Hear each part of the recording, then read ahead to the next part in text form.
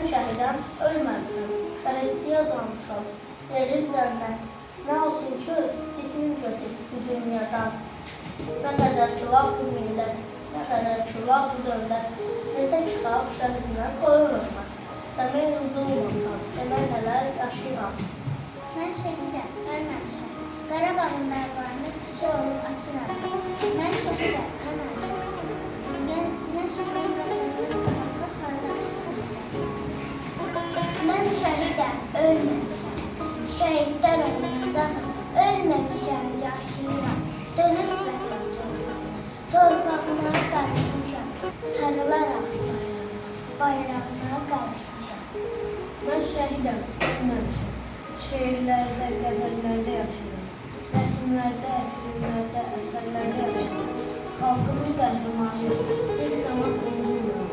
Könüllərdə yaşayıram. 2783 il Xudayar səsindən vətən sözü. Qarabağ uğrunda təkcə şəhid yox, həm də Qarabağın artıq özüsü.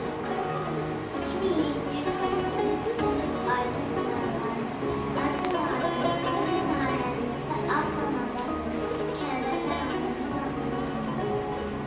Şəhidlər qoymadı evin mübarək, hər dalğasını şəhidin ömrüdür. Vətən, iman yerim, vətən inandım, bu vətən savaşı xalqın ruhudur. Bundan müqəddəs yer tanımıram mən, vurulsan yıxılsan, yaram qalmırsan, durub savaşarım, tanımıram mən.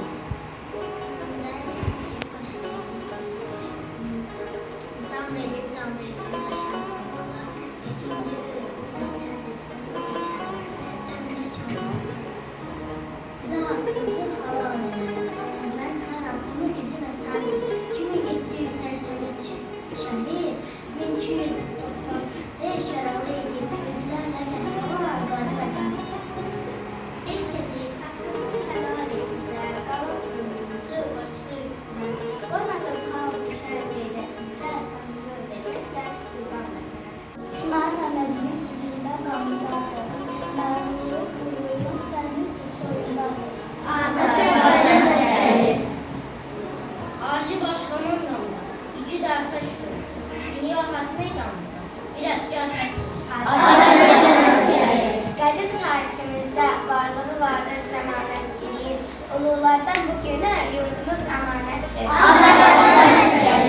Qələbə soyaqları düşmənin belimdir. Yumruq kimi birləşib arxada millətdir. Özünü dərk edəndə millət qüdrətli olur. Hər oğluna haqqısı, orta sürətli olur. Şanda tərk edənin niyyəti bozulacaq. Şəmir rəqabətində yaşayan Millətin qürurunu sözünə qaytarır. Qalibiyyət bayrağını zirvələrə aparır.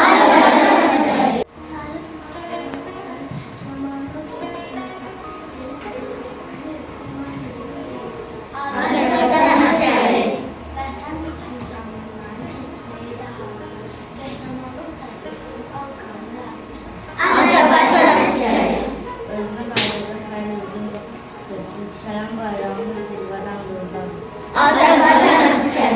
Düşmənin nişanlar gözündə qurban olur. Yurdumun naxışıdan izinə qurban olur. Şandakı torpaqlara şahid olmasın. Görüş meydanı ortasında şanlı zəfər çalmasın. Ayağım dayan torpa, əsrdidən kurtarır. Sən qalxandın birliyə, daxlar Həsən aparır. Məşədətin önündə düşmən də təslim olur. Hünərində danışır, söz atında kim olur.